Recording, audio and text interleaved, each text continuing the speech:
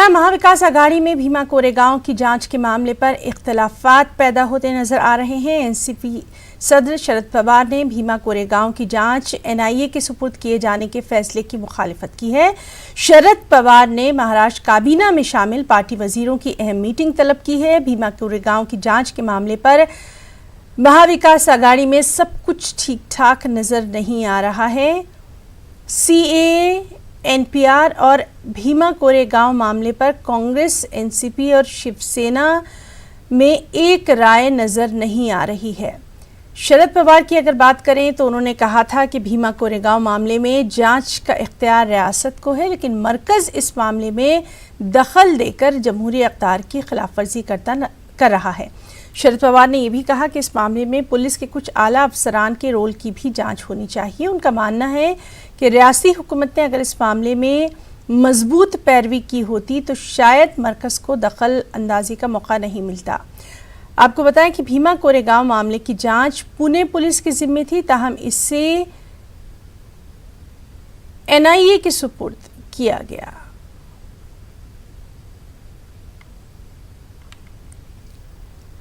तो नाज़रीन, आपको बताएं कि महाविकास आघाड़ी मामले पर जो भीमा कोरेगांव की जांच है, इस मामले पर इख्तिलाफात सामने आ चुके हैं और ख़ास तौर से शरद पवार की अगर हम बात करें तो शरद पवार इस मामले पर जो जांच एनआईए की सुपुर्द की गई है उसकी मुखालफत करते नज़र आ रहे हैं। उन्होंने महाराष्ट्र काबीना में शामिल पार्टी वजीरों की अहम मीटिंग भी तलब की है और इसी तरह से इख्तिलाफात कांग्रेस, एनसीपी या फिर शिवसेना में भी नज़र आ रहे हैं। तो यानी महाविकास आघाड़ी जो है कहीं ना कहीं उसमें इख्तिलाफात साफ तौर पर नज़र आ रहे हैं।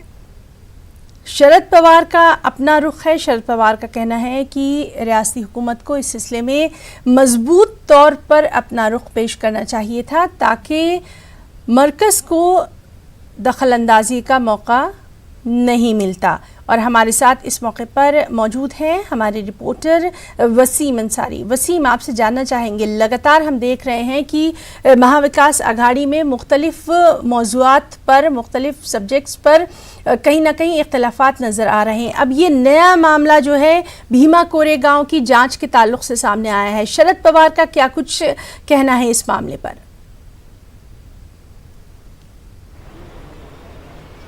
देखिए, ये सरकार काफी मुश्किलों में नजर आ रही है। जिस तरह से तीन अलग अलग विचारधाराओं की जो सरकार बनी है, आपसी मतभेद साफ तौर पर यहाँ पे दिखाई दे रहे हैं। कई ऐसे डिसीजन हैं जिसे उद्धव ठाकरे ले रहे हैं तो उसकी नाराजगी कांग्रेस और एनसीपी में अक्सर देखने मिल रही है। इससे पहले भी देखा गया कि सीए को लेकर जिस तरह से उद्धव ठाकरे ने अपनी भूमिका साफ कर दी तो कांग्रेस के खेमे में नाराजगी नजर आ रही थी, लेकिन अब शरद पवार काफी नाराज नजर आ रहे हैं। हम आपको बताना चाहेंगे कि कल के दिन उनके नासिक दौरा था, लेकिन उद्धव ठाकरे के साथ उन्हें स्टेज साझा करना था, उस पूरे कार्यक्रम को उन्होंने रद्द कर दिया और आज अचानक अपने मंत्रियों के साथ 16 मंत्री मौजूद हैं, उनके कुछ सांसद मौजूद हैं, उनके साथ बैठक करी। सबसे अहम नाराजगी जो साफ तौर पर यहाँ पे दिखाई दे रही है शरद पवार की कि जिस तरह से भीमा कोरेगांव का मामला हुआ, उसके बाद जिस तरह से राज्य सरकार को जांच करनी चाहिए थी, क्योंकि शरद पवार ने हमेशा ये सवालिया निशान उठाया है कि इस पूरे मामले में कुछ जो पुलिस अधिकारी है उनकी जो भूमिका है वो स्पष्ट होनी चाहिए। इसे लेकर एसआईटी की जांच, एसआईटी बनानी चाहिए, उसके बाद इसकी जांच करनी चाहिए। लेकिन ये पूरा मामला एनआईए को चला जाता है। कोर्ट में इस मामले पर सरकार अपनी भूमिका नहीं रख पाती है। मुख्यमंत्री इस पर फैसला ले लेते हैं कि ये कहीं ना कहीं जांच का जो विषय है एनआईए को दे देना चाहिए। तो ये आपसी मतभेद साफ तौर पे दिखाई दे रहा है। अब नया मसला साफ तौर पे इनके बीच में दिखाई दे रहा है एनपीआर को लेकर। क्या 1 मई से एनपीआर महाराष्ट्र में लागू होगा? इसे लेकर अब भी सरकार की तरफ से किसी तरह की कोई भूमिका स्पष्ट नहीं हो पाई है। भले ही एनसीपी के नेतागण ट्वीट के जरिए, मंत्री उनके ट्वीट कर रहे हैं कि एनपीआर को लेकर हमारी भूमिका साफ है, उद्धव ठाकरे से बात करेंगे, लेकिन अब तक सरकार की तरफ से किसी भी तरह से कोई स्पष्टीकरण नहीं आया। न ट्वीट के जरिए आया है, न प्रेस रिलीज के जरिए आया है कि उद्धव ठाकरे एनपीआर को लेकर अपनी भूमिका क्या करेंगे, किस तरह से रखेंगे। इसे लेकर नाराजगी साफ तौर पर दिखाई दे रही है। हो सकता है 2 दिन के बाद अगर मंत्रिमंडल की बैठक हो तो कांग्रेस, एनसीपी के जो नेतागण है इस मामले को कैबिनेट के सामने भी रखे कि सरकार की भूमिका क्या है, कि लोगों में असमंजस की स्थिति बनी हुई है। कांग्रेस और एनसीपी ये चाहती है कि जो उनके वोट बैंक है इसका साफ तौर पर उस पर असर ना पड़े। जिस तरह से एक आपसी मतभेद साफ तौर पर यहाँ पे दिखाई दे रहा है, इसका असर आने वाले 24 तारीख को जो महाराष्ट्र में विधानसभा का बजट सत्र शुरू हो रहा है उसमें भी देखने मिल सकता है। ऐसे में इनकी जो नाराजगी है उसको लेकर एक बैठक शरद पवार की करना अपने आप में बड़ी बड़ी बात साफ तौर पे नजर आ रही है। सभी मंत्रियों से इस बारे में उनकी जानकारी ली जाएगी, क्योंकि कई ऐसे मुद्दे हैं, कई ऐसे फैसले हैं जो उद्धव ठाकरे ले रहे हैं, लेकिन उसका कहीं ना कहीं तालमेल कम नजर आ रहा है।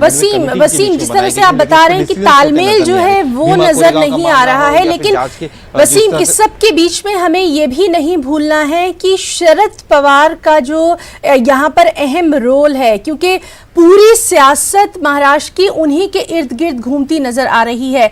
काफी मजबूत किरदार उनका सामने आया है, तो कहीं ना कहीं शरद पवार जो है वो अहम फैसले ले सकते हैं।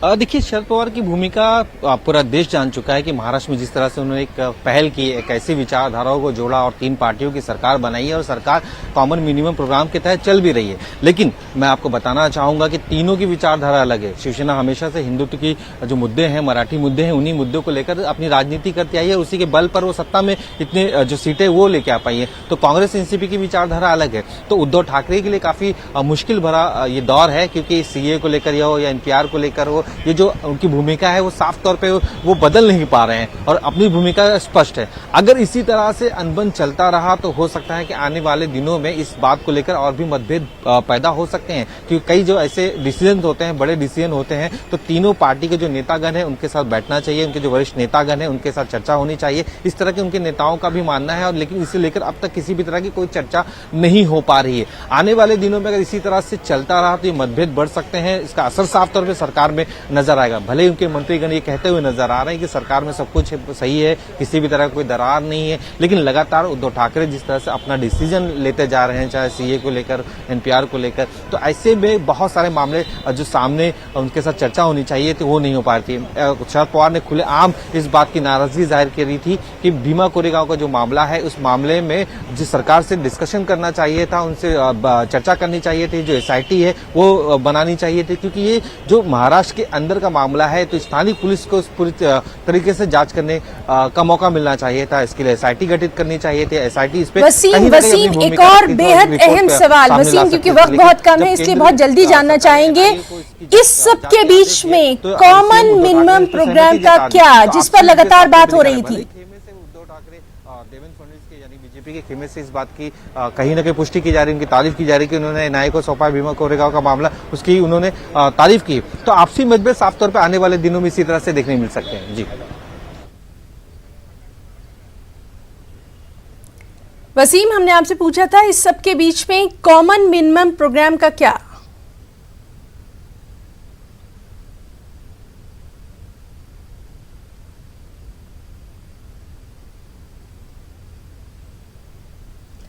तो नाज़रीन, जिस तरह से हमारे साथी वसीम अभी हमें बता रहे थे कि महाराष्ट्र की सियासत में सब कुछ साफ नज़र नहीं आ रहा है, मुख्तलिफ जो मौज़ूआत हैं उन पर लगातार कहीं ना कहीं इख्तिलाफ राय देखा जा रहा है, और अब नया मामला भीमा कोरेगांव से जुड़ा हुआ नज़र आ रहा है। और इस सब के बीच में सबसे अहम बात यह है कि शरद पवार ने तमाम जो काबीना में उनके वजीर हैं उनकी मीटिंग भी तलब की है, और अब इस सब पर क्या कुछ होने वाला है, शाम तक उसकी तस्वीर भी जो है वो भी कहीं ना कहीं साफ हो जाएगी। और वसीम से हम एक बार फिर से बात करने की कोशिश करेंगे। वसीम, इस सब के बीच में कॉमन मिनिमम प्रोग्राम की जो बात की जा रही थी वहां पर हुकूमत बनने से पहले, उस सब का क्या?